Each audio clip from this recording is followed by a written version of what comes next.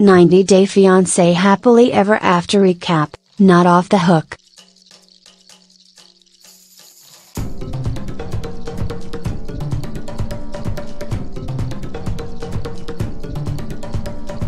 We may have thought this season of 90-Day Fiancé Happily Ever After has gotten as stupid as possible, but like the family Chantal prophesied, it's about to get a little bit more stupider. And last night, all of the crazies came out to play. It was a jam-packed episode with stink bombs exploding in every direction, so let's get right to it.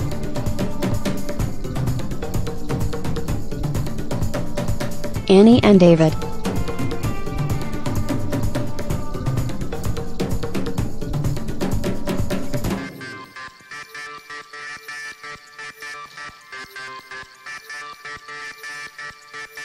David's sister Nancy is in town, so, naturally, it's time to hit her up for money.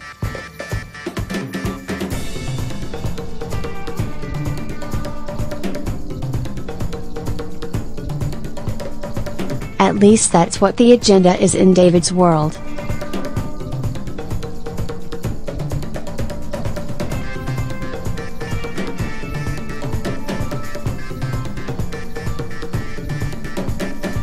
He's also conscripted Annie into making dinner for Sister David, even though it means he has to cough up $50 at the Asian food store for shrimp.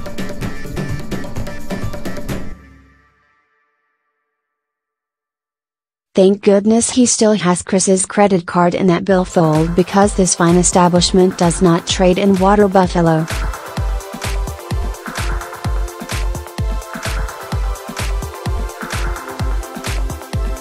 Annie is not happy about life in with David, which amounts to life in a firehouse with a man whose shrinking bank account is in diametric opposition to his expanding belt size. David imagines that Nancy will give Annie a tough time when they meet, but plot twist. It's David who's on the hot seat once they arrive at her vacation rental.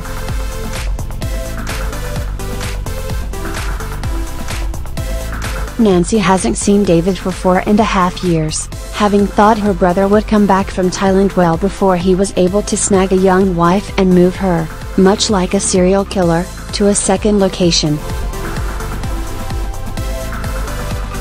After whining about not being able to find a job, David asks Nancy for money.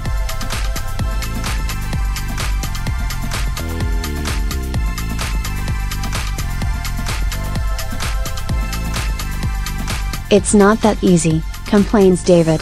Sister David is like, yes, it is that easy. Get a job, you loser.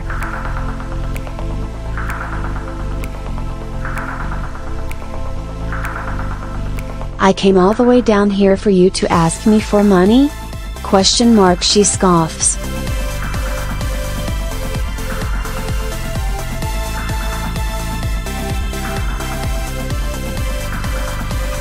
Nancy has no plans of enabling her pathetic brother, even if her sister and father and David's best friend and the local homeless fella have all contributed to the lost cause already. Annie is, of course, humiliated. Oh well. Shout out to Nancy for being the only sane person in David's life.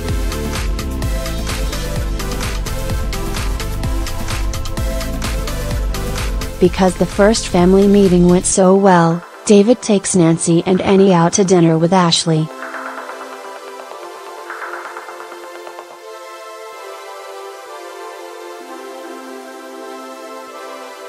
And I must ask, with what money is this man eating out? ? Annie talks about having kids with David, which shocks Nancy.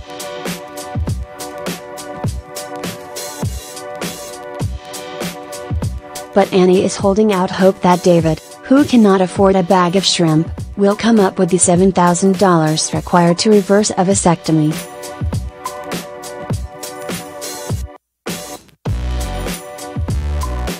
Ashley can't believe Annie is living on this level of denial, and Nancy reminds us that David can't parent, so maybe shouldn't be thinking about producing more offspring right now.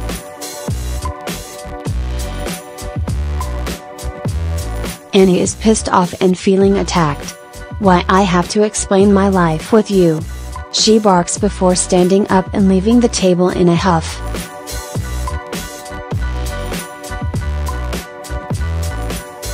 And since there is zero chance that David is wrenching himself out of that chair to follow his young bride, so he just sinks further into his own pile of shame.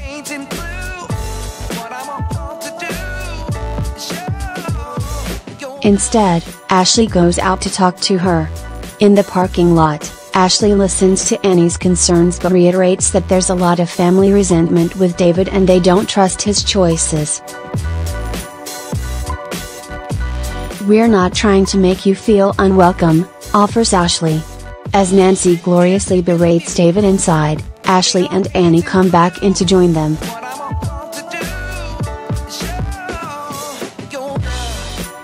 David uselessly pats Annie's shoulder as if that will make the hellish nightmare he's created all go away.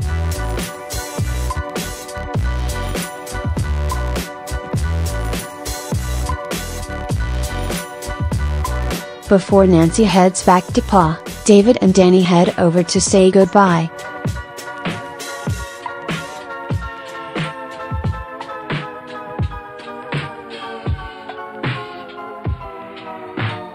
Nancy reminds David that he is a loser who needs to get a job, a home, and apparently, a vasectomy reversal.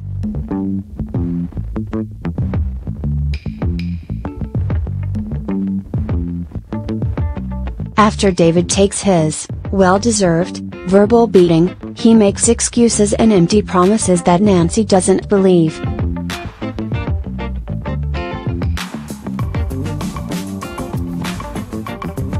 She envisions David and Danny showing up at her house in 30 days, homeless, which is a valid prediction. But only if David can't track down Chris and Nikki. After their heart-to-heart in the parking lot, Annie and Ashley decide to meet up for dinner by themselves.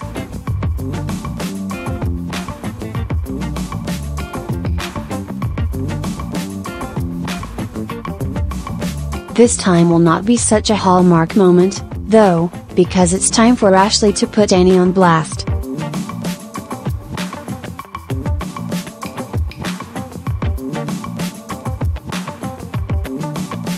Annie is like, "What the fuck?" Which makes me wonder when the fuck Annie learned to talk like this? She denies the rumors, claiming she doesn't care what people think. Nicole Azan.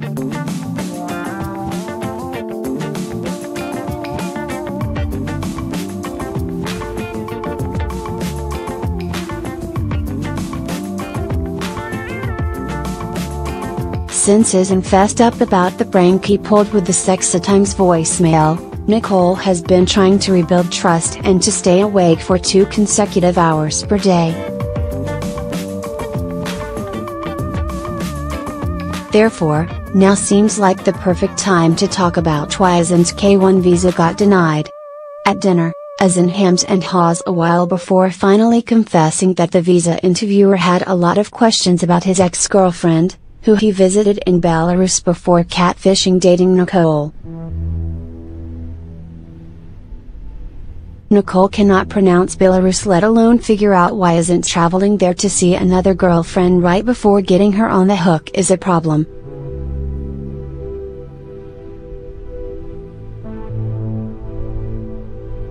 Then again, Nicole has a tough time vacuuming her floor, removing band-aids from her apartment wall before TLC production arrives, and let's just leave it at that. In her simple mind, she blames Azan's ex-girlfriend for ruining her life.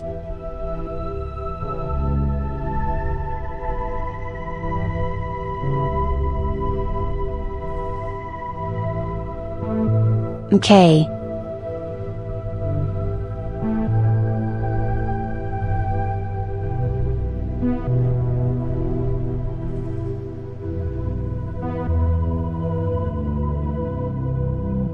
But never fear, for Rob Lee's here.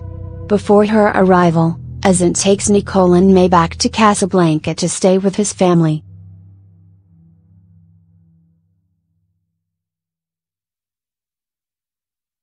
Azan deadpans, "Everyone is excited that I finally get married.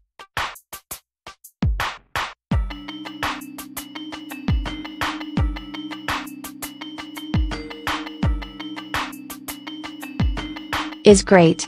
This enthusiasm does not translate to him getting a job, which Nicole expects he will after all of her money runs out.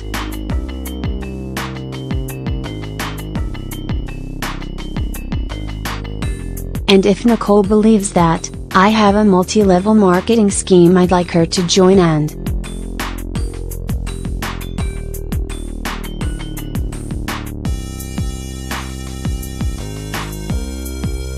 at Azan's home, his mother and sister are thrilled to see May and hopeful that Nicole won't destroy their property or publicly shame their entire household.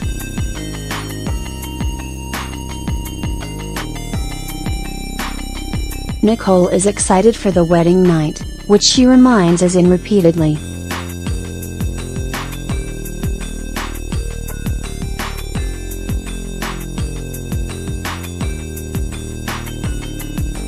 "Yeah, and that will be a good thing," and mumbles Azan, as if being forced to eat a sheep's eyeball.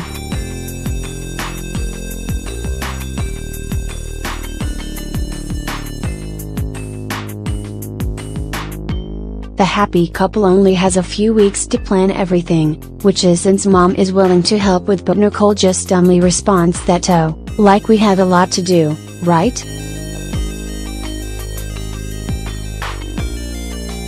Azan's mom had no idea she was going to be starring in the Moroccan version of Bridezilla meets Dumb and Dumber. But there you have it.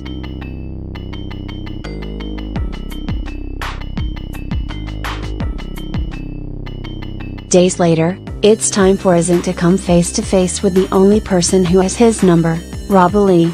After arriving and hugging poor little May, who she's relieved to see alive and leashless, she immediately assesses Azan. He's a liar and a con artist, and suddenly a mute, who has duped her very dim daughter out of multiple Starbucks paychecks, and any fool can see it.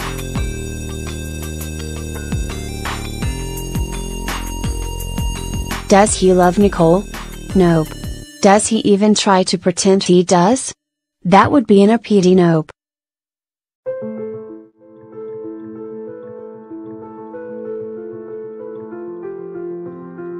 Robbie is wary. But what can she do? Nothing. At lunch, Robbie asks about job prospects.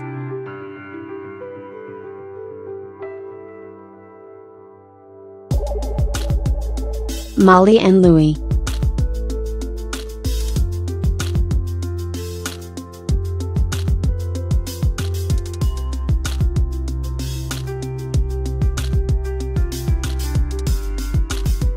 Since Louis scrammed, Molly has been singing Kelly Clarkson's Since You've Been Gone and burning all of Louis's Space Jam shirts.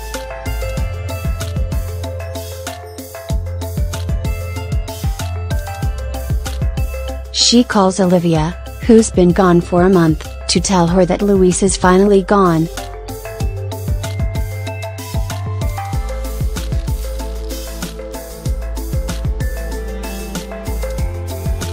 It could take years to heal my relationship with her, says Molly, perhaps admitting how badly she effed up as a mother. Please, Molly, get your head on straight. What's been done to these kids is not gonna be easy to fix. At an appointment with an immigration lawyer later, Molly actually learns that nothing will be easy to fix when it comes to cutting Louis out of her life.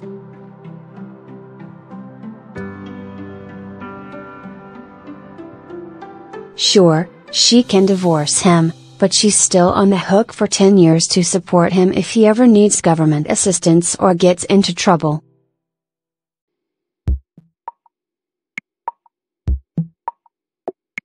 She signed an affidavit of support during the marriage process, so the deal is done whether he gets his green card or not.